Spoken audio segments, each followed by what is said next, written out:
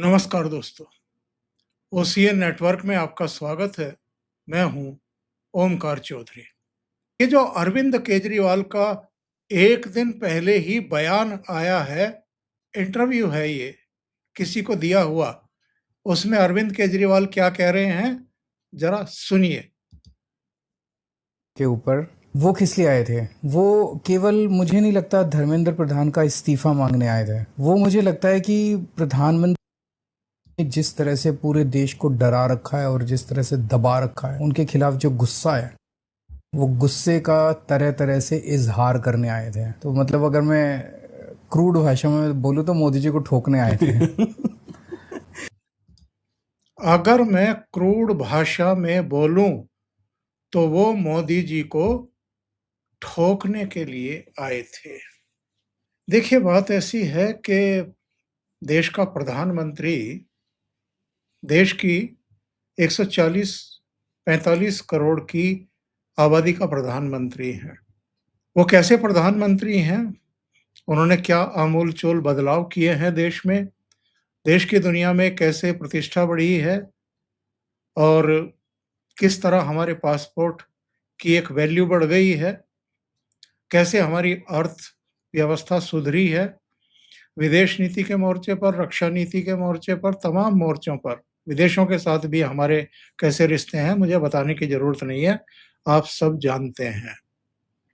लेकिन इन्हीं प्रधानमंत्री के नेतृत्व में भारतीय जनता पार्टी जो लगातार विजय के पथ पर अग्रसर है और इनकी जिस तरीके से राज्य दर राज्य हार होती जा रही है, सत्ता से इनको जनता बेदखल कर रही है, इन पर अविश्वास जाहिर कर रही है, इनको एक तरीके से ठुकरा रही है, तो इसके लिए ये किसी और को नहीं, प्रधानमंत्री नरेंद्र मोदी को जिम्मेदार मानते हैं।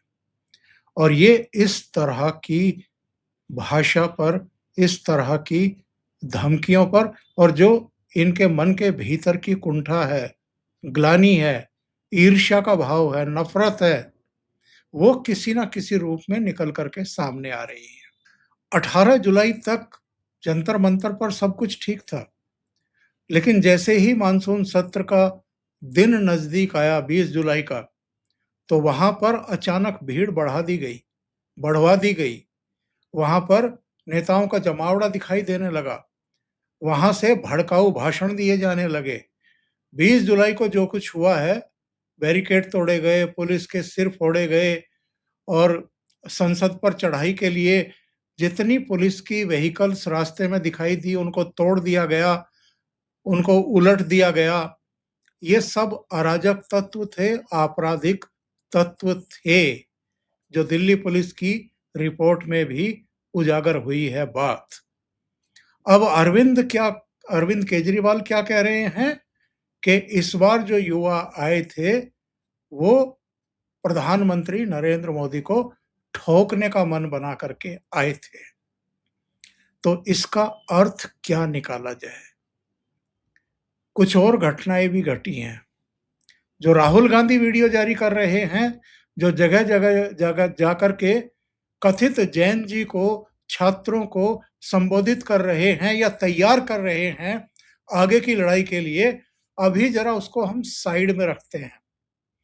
अरविंद केजरीवाल का एक और वीडियो, ताजा वीडियो सामने आया है, जरा इसको भी सुनते हैं। कैसे लागू किया जा रहा है इसको मैं आज आपको एक चुटकुले से सुनाता हूँ। एक बार 3 देशों की पुलिस की कंपटीशन हुई। ट्रंप ने अपनी पुलिस भेजी, पुतिन ने अपनी पुलिस भेजी, मोदी जी ने अपनी पुलिस भेजी। जंगल में एक शेर को छोड़ दिया गया और पहले ट्रंप की पुलिस को कहा गया भाई इसको ढूंढ के लाओ। ट्रंप की पुलिस 24 घंटे में ढूंढ के ले आई। फिर पुतिन की पुलिस को भेजा गया, वो 1 घंटे में ढूंढ के ले आई। फिर मोदी जी की पुलिस को भेजा गया, 1 दिन बीत गया, 2 दिन बीत गया, 3 दिन बीत गया, पुलिस ही नहीं आए वापस। तो सब लोग अंदर ढूंढने गए जंगल में, भाई कहाँ गई इनकी पुलिस। तो देखा कि मोदी जी की पुलिस एक कुत्ते को पकड़ के खड़ी है और उसे पीट रही है बुरी तरह से और बोल रही है बोल मैं शेर हूं, बोल मैं शेर हूं, बोल मैं शेर हूं। यही हाल आज पूरे देश का मोदी जी ने किया हुआ है। 140 करोड़ लोगों को पीट रहे हैं और कह रहे हैं कि बोल E20 सही है, बोल E20 सही है। मतलब जिस देश की जनता को मोदी जी पीट रहे हैं और ये कह रहे हैं कि E20 फ्यूल सही है, ये बोल, वही देश की जनता, अलग-अलग राज्यों की जनता, उनको बार-बार जिता भी रही है। दूसरी बात ये है कि 3 देशों के राष्ट्र प्रमुखों का ज़िक्र किया और ये कहा कि ट्रंप की पुलिस, पुतिन की पुलिस और मोदी की पुलिस। मोदी की पुलिस कौन-सी है? क्या सेंट्रल लेवल पर कोई ऐसी पुलिस है? ऐसा कोई प्रावधान देश में नहीं है और अगर ये सीबीआई को पुलिस बता रहे हैं, तो इनको सीबीआई का नाम लेना चाहिए था। अगर ये एनआईए को बता रहे हैं, तो एनआईए का नाम लेना चाहिए था, क्योंकि ये तो पढ़े-लिखे हैं ना। मोदी जी को तो ये चौथी पास और पता नहीं कौन-सा राजा बताते रहे, अनपढ़ राजा बताते रहे, लेकिन ये तो पढ़े-लिखे हैं। ये तो भारतीय फाइनेंस सेवा के काबिल अफ़सर रहे हैं।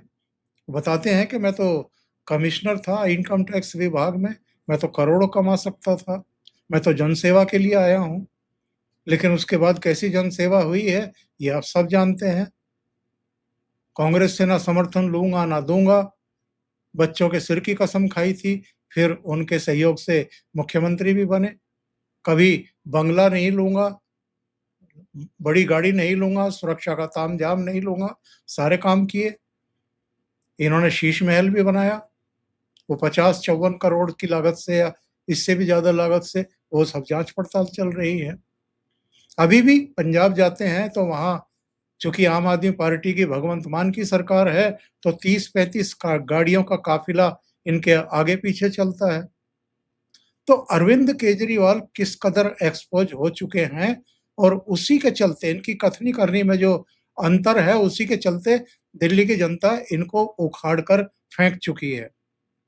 लेकिन जो भीतर का एक वो जो आदमी अपने आप को बहुत काबिल समझता है, होशियार समझता है और उसको जनता नकार दे, तो जो भीतर के फ्रस्ट्रेशन हैं, वो निकल कर के सामने किसी न किसी रूप में आते रहते हैं। एक तरफ तो ये लोग हैं, दूसरी तरफ प्रधानमंत्री नरेंद्र मोदी हैं, जो अपने खिलाफ लगातार इतनी साजिशों के बावजूद संयत बने हुए हैं, संतुलित बने हुए हैं और देश के इसी जैन जी को सही मार्गदर्शन भी करने की कोशिश करते रहते हैं। तब तब चुनौतियां भी आती है और नए अवसर भी पैदा होते हैं। दुनिया बदलेगी, टेक्नोलॉजी भी बदलेगी, इंडस्ट्रीज बदलेगी, प्रोफेशंस भी बदलेंगे, लेकिन इन सब के बीच मेरी बात याद रखिएगा, जो सीखेगा वो जीतेगा।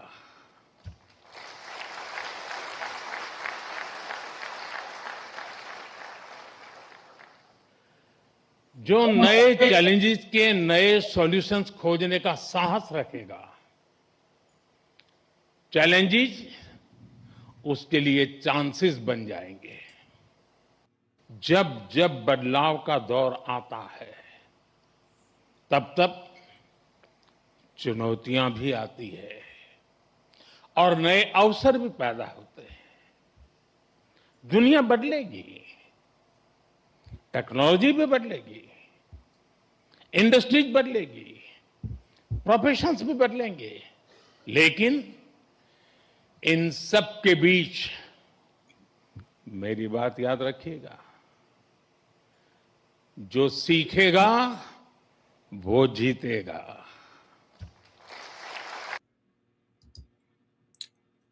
एक घटना और हुई है और मैं उसका उल्लेख ज़रूर करना चाहूँगा कार्यक्रम के इस अंतिम हिस्से में।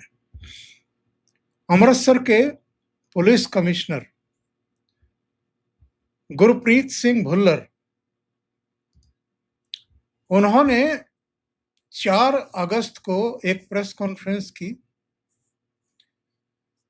बाद में उनका तबादला किया गया और लोग लिंक जोड़ सकते हैं एक दूसरे के साथ कि ये जैन जी से क्या उम्मीद कर रहे थे जो यहाँ जंतर मंतर पर भेजी गई थी या इकट्ठी की गई थी, या जिस तरह के तत्व इकट्ठे कर लिए गए थे 20 जुलाई के लिए या उसके बाद की हिंसा के लिए भी, उसमें और जो साहब गुरप्रीत सिंह भुल्लर ने खुलासा किया था, इन्होंने ये खुलासा किया था कि हमारी जांच पड़ताल में ये पता लगा है कि जो तत्व गिरफ्तार किए हैं उन्होंने, उनमें से कुछ ने जो आईएसआई के लिए यहाँ काम कर रहे हैं हैंडलर, उनके कहने पर जंतर मंतर की रेकी की थी और कथित तौर पर पेट्रोल बम से प्रदर्शनकारियों को निशाना बनाने की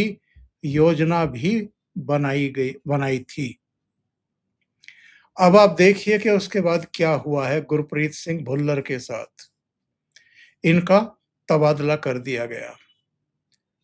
वहां रवनीत सिंह बिट्टू से लेकर के तमाम बड़े भारतीय जनता पार्टी के और विपक्ष के नेताओं का कहना यह है कि चूंकि उन्होंने ये अपराध किया, उन्होंने ये कहा कि ये आतंकी मॉड्यूल था जो अमृतसर पुलिस ने पकड़ा था, करीब 10 के आसपास लोग थे, उनमें से 3-4 इनमें नाबालिग भी थे, उनको इस्तेमाल किया जा रहा था रेकी करने के लिए। वहां पर पेट्रोल बम से प्रदर्शनकारियों या जो पुलिस है, दिल्ली पुलिस है, उनके जैसी दिखने वाली वर्दी पहन करके अटैक करने, इस तरह की हरकतों के लिए। तो इसका खुलासा करके उन्होंने पाकिस्तानी आईएसआई के साथ इन गड़बड़ियों, प्रदर्शन में हिंसा, पुलिस पर अटैक, इन सब का जैसे ही नाता जोड़ा, वैसे ही उनका तबादला कर दिया गया। और तबादले की टाइमिंग को लेकर के सवाल खड़े हो रहे हैं। अब मैं आपको 1-2 कटिंग दिखा करके, क्लिप देखिए आप, क्या है पंजाब से। ये तरन तारण डेटलाइन से है। स्वतंत्रता दिवस से पहले पाकिस्तान से आए 7 पिस्टल और मशीन गन, 1 गिरफ्तार, 11 मैगजीन और 180 कारतूस मिले। सीमा पार नेटवर्क की जांच तेज, पाकिस्तान की साजिश ऐसे हुई बेनकाब।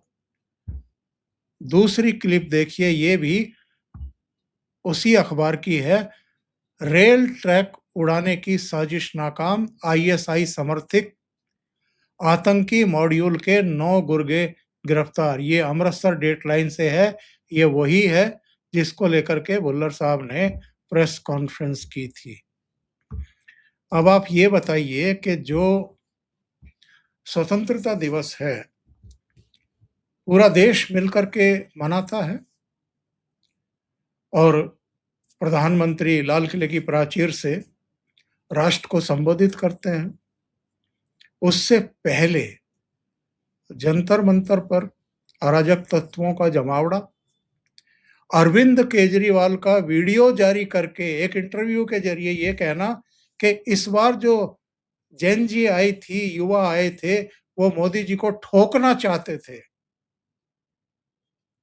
और उसके बाद भी लगातार उकसावे वाले वीडियो बनाना, कंटेंट बनाना और ये उलाहना भी देना कि मोदी सरकार मेरे जो वीडियो जा रहे हैं सोशल मीडिया मंचों पर, उनको धीमा करा रही है, उनको दबवा रही है ताकि लोगों तक मेरी बातें ना पहुंचने पाए। ये सब चीजें क्या है, इस पर जरा मंथन करिएगा। और जिन भुल्लर का सम्मान किया जाना चाहिए था, जिनकी प्रशस्ति की जानी चाहिए थी, जिनकी पीठ थपथपाई जानी चाहिए थी, उनका आप किस अपराध के लिए तबादला कर रहे हैं या करवा रहे हैं, जरा इस पर भी तो मंथन होना चाहिए। तो अभी के लिए इतना ही। बहुत बहुत धन्यवाद। अगर आपको ये चैनल और इसके कंटेंट पसंद आ रहे हैं तो लाइक करें, कमेंट करें, वीडियो को शेयर भी करें। अभी तक अगर आपने ये चैनल सब्सक्राइब नहीं किया है, तो सब्सक्राइब कर लें। साथ में लगे बेल आइकॉन को दबा दें, ताकि आगे आने वाले वीडियो और उनके नोटिफिकेशन आप तक पहुंचते रहें। बहुत-बहुत धन्यवाद। नमस्कार।